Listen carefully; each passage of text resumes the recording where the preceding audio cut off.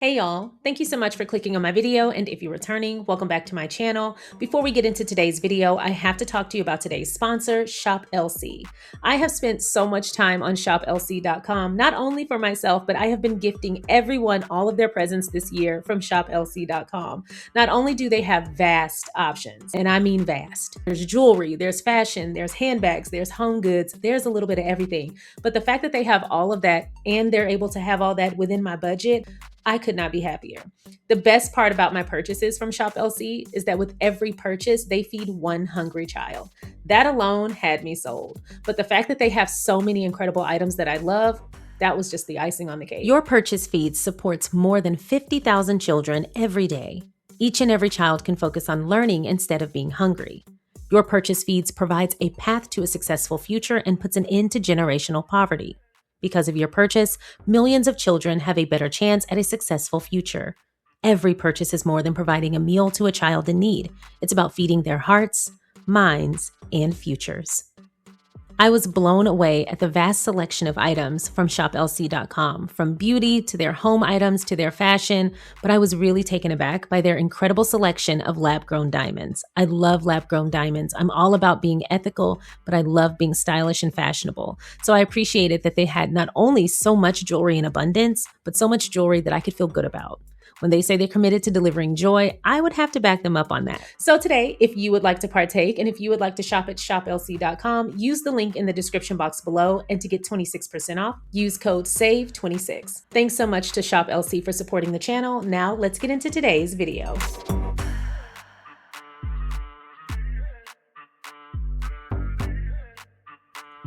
We have two main topics we have to get into regarding Meghan Sussex. First, we have to discuss what one of her new co-stars says about working with her as she fulfills a cameo spot on a new movie. And second, we have to talk about her accidentally crashing that TikTok in the bathroom and her very funny reaction. We have two main topics, so let's get into it.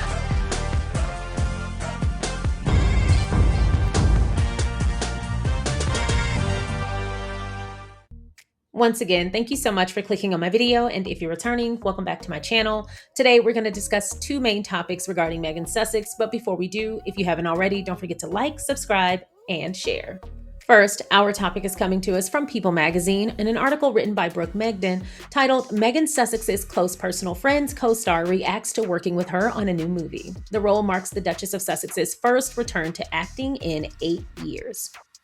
Jack Quaid opened up about working with Meghan Sussex on the set of his new movie, Close Personal Friends. When asked by ET about working with Meghan on Close Personal Friends, Quaid replied, "Yeah, no, it was insane," before pivoting back to the film's main cast. Quote, "The main cast of it is myself, Brie Larson, Henry Golding, and Lily Collins, which is just an incredible group of people to be a part of," he said. "And every day we went to set and we just tried our best to make each other laugh." That sounds like a really fun environment, Jack. "I thought it was going to be more of a rom-com. I'm calling it a com-rom. I think it's more comedy forward slightly," Quaid added. "But it's about two couples. I don't know if I can say anything else, but I just had a blast making that movie." Oh. Meghan, who is slated to make a cameo as herself in the film, was first spotted on set in Pasadena, California in November. A source told People that Meghan was very relaxed and happy on the set of Close Personal Friends. She introduced herself to everyone and was very sweet and down to earth, they said. A studio source told The Sun that Meghan's involvement in the project is a massive moment for her and signifies a return to doing what she truly loves. Oh, I love that. I love seeing her just kind of do things that bring her joy. It is Meghan's way of gently putting her toe back in the water and seeing how she enjoys being back on set, they said. The role is her first in 8 years following her departure from the legal drama Suits in 2018, the same year she married her husband, Prince Harry. The couple moved to Santa Barbara in 2020 after stepping back from their royal duties in the UK and have since welcomed 2 children, Prince Archie and Princess Lilibet. The Duke and Duchess of Sussex signed a multi-million-dollar deal with Netflix in 2020 for their production company Archewell Productions to create documentaries, docuseries, feature films, scripted shows, and children's programming exclusively for the streaming giant. They appeared together in the 2022 Netflix documentary series Harry and Meghan Meghan hosted and executive produced the 2025 lifestyle series with Love Meghan. The couple also produced the Netflix docuseries Live to Lead, Heart of Invictus, and Polo. Netflix opted not to renew Harry and Meghan's contract last year, with an insider telling People at the time that the decision reflected a broader shift in the company's business strategy. The streaming service ended its partnership with Meghan's lifestyle brand As Ever earlier this month after less than a year. Brooke Migden, this is dishonesty by omission because you're intentionally leaving out vital information. They didn't end their contract. Their contract came to an end. Those are two completely different things. And they actually signed a new first look deal with Netflix. So their relationship evolved. It didn't end. This is extremely haphazard reporting, and I'm a little surprised that People Magazine is putting this at the forefront because they've actually been doing very well when they report on Harry and Meghan for the last couple of years. I know at one point I was not a big fan of that Simon guy. I can't remember his name, but anyway. But for the rest of them, Janine Henney, some of the other people that we've read, Aaron Hill, they've been doing such a wonderful job. I'm a little surprised that Brooke Migden would intentionally leave this conclusion with so much ambiguity. And even, I wouldn't even say ambiguity. I mean, there's definitely an attempt to skew this in a negative light. Netflix, as well, Ted Sarandos has come out several times to tell y'all that he enjoys working with Harry and Meghan, and he's always happy to work with them, and it is a smart business decision. So the fact that they tried to leave this in an ambiguous state is a little disappointing, but it's dishonesty by omission. I find it to be so weird and hypocritical that People Magazine would allow Brooke Migden, the reporter on this article, to imply that there's somehow negativity associated with Meghan retaining full ownership of her own brand As Ever.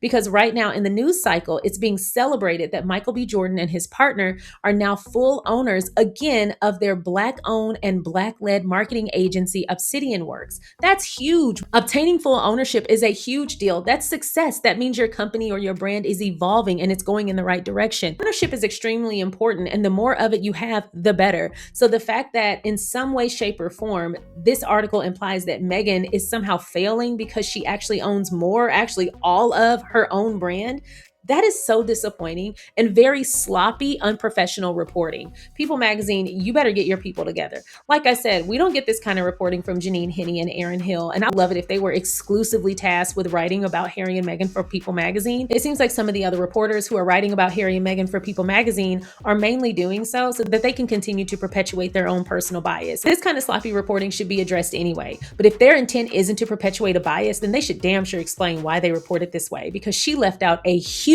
amount of information regarding Meghan and Harry and their Netflix deal. I would love to know about the vetting process over at People Magazine. They're letting anybody contribute, I guess. We have to talk about Meghan accidentally crashing this TikTok. I was cackling when I saw these clips on her Instagram. First of all, no offense to anyone involved, TikToks are being recorded all the time. I think it's so funny, and I'm even on TikTok. I don't really spend as much time viewing on TikTok, but I do upload from time to time.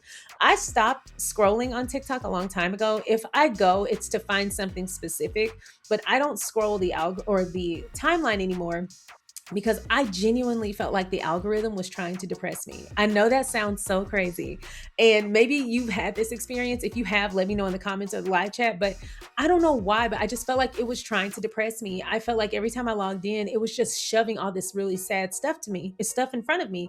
Now, as someone who works on the internet, and I obviously have a YouTube and I have other social media, I know how to my best effort, I know how to manipulate my algorithm to give me things that I want. And so I'm doing all of the tactics and tricks and all the kinds of things that I know will help my algorithm improve, and nothing was working. It genuinely felt like they were like, let's depress her. It was insane. So I deleted the app off my phone. I don't use it until I'm uploading or if someone sends me something specific. But regardless, I'm still not judgmental of people filming TikToks in public. That's just part of our culture now.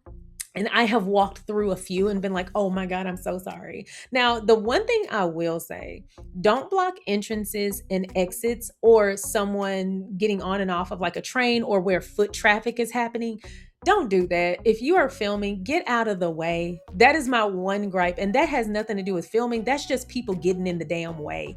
Move to the side, get out of the way, and film in a place where you're not going to be a disturbance. Those are my old lady gripes. I'm sorry. I know that sounds like an old fart sitting on our porch yelling, get off my grass. But damn it, get off my grass, i.e., get out of the way and stop holding up traffic. As Beyonce said, you're holding up traffic, green means go. But no, other than that, I don't have any issue with people filming in public. I went to a restaurant the other day to just take myself out for a little fun lunch, and there were like two people eating at their table and recording at the same time and talking. And surprisingly, it didn't really stick out. The only reason I noticed it is because the woman who was behind me in line, she was like, it's so weird that people are now just making it normal to talk to themselves. And mind you, she's just talking to a stranger. I don't know which is more weird. You just making conversation with me, or you making conversation with somebody you know yourself. But I pointed out that that's just the culture, and cultures evolve. I don't even notice it anymore. And she was like, yeah, I guess I'm being an old fart. And so I guess that's why that's on my mind. But she was like, I guess I'm being an old fart. But it's just weird to be sitting down and other people are talking to themselves. And I was like, I got to be honest. I rarely notice what other people are doing. And she was like, yeah, I guess that's my cue to mind my business. I was like, oh, no, I didn't mean. But low key, when she said it, I was like, oh, I see how she came to that conclusion. Not me being snarky by accident. Anyway, I have walked through a few TikToks and I always feel so bad. And I'm always like, Lord, please don't let them have me on their TikTok looking crazy, because my running around looks, you know what? Love me as I am. So anyway, we have to talk about Meghan accidentally crashing this TikTok. We'll be reading an article written by Janine Henney for People magazine titled Meghan Sussex apologizes after she crashed a TikTok video being filmed in a bathroom of an event. The Duchess of Sussex's video of the spontaneous moment was fittingly set to Olivia Dean's song, Ladies' Room. That was really cute. She is a very clever person. The Duchess of Sussex shared the lighthearted apology to her personal Instagram page in a March 20 post about her night out at the Alliance of Children's Rights 34th Annual Champions for Children event the day prior. Meghan presented her close friend Kelly McKee-Zaffin and the Francis M. Wheat Community Service Award at the Beverly Hills event, and her recap video included a spontaneous moment when she stumbled upon women filming a TikTok video in the bathroom. Quote, proud to honor my forever friend at Heart Mom, that's Kelly McKee-Zaffin's Instagram, for her outstanding work for Alliance for Children's Rights and Alliance of Moms, Meghan wrote below her Instagram video, which was set to the song Ladies' Room by Olivia Dean. Kelly, you are one of one, she said, as the footage showed her and her pal holding hands, posing for photos, and entering the ballroom together. It was a very sweet post. Again, I ask that if you have an Instagram and you don't already, please follow Meghan. She is at Meghan. The video showed Meghan shaking hands with two women in a lounge before the frame cut to one woman dancing as the other woman filmed it on a phone. The Duchess of Sussex looked impressed as she watched on from the side, and they all shared a laugh when it wrapped. Meghan does not have a public TikTok, but she went viral with the Baby Mama Dance video she posted to Instagram in June of 2025, which featured throwback footage of her and Prince Harry dancing at the hospital just before their daughter, Princess Lilibet, now 4, was born. The video then flashed to Meghan speaking on stage during the gathering at the Beverly Wilshire, plus footage of McKee-Zaffin watching from the wings and the Duchess of Sussex presenting her with the award. The friends then walked off stage together and shared a hug in the final peek behind the scenes of the girls' night out. Aww. Kelly McKee-Zaffin is a board member of the Alliance for Children's Rights and co-founder of the Alliance of Moms, a membership group of the Alliance for Children's Rights. The Alliance for Children's Rights endeavors to protect the rights of vulnerable children in Los Angeles County, while the Alliance of Moms supports pregnant and parenting youth in the Los Angeles foster care system. And McKee-Zaffin was celebrated for her dedication. Thank you so much for watching the SharionSade YouTube channel. I appreciate you watching my content. If you haven't already, please don't forget to go ahead and like this video by hitting the thumbs up. Please don't forget to subscribe by hitting the subscribe button. And don't forget to comment along the way. If you feel so inclined, please don't forget to share so that more people can find us. Once again, thank you so much for watching. Now let's get back to the video. That's all I have for y'all today. I hope you enjoyed today's video. If you haven't already, please don't forget to go ahead and like this video, subscribe to the channel, and feel free to share so that more people can find us. Once again, thank you so much to ShopLC for sponsoring this video. Again, if you would like to shop at shoplc.com, use the link in the description box below, and to save 26% off, use code SAVE26. Thank you so much for watching, and I will see y'all next time. Bye.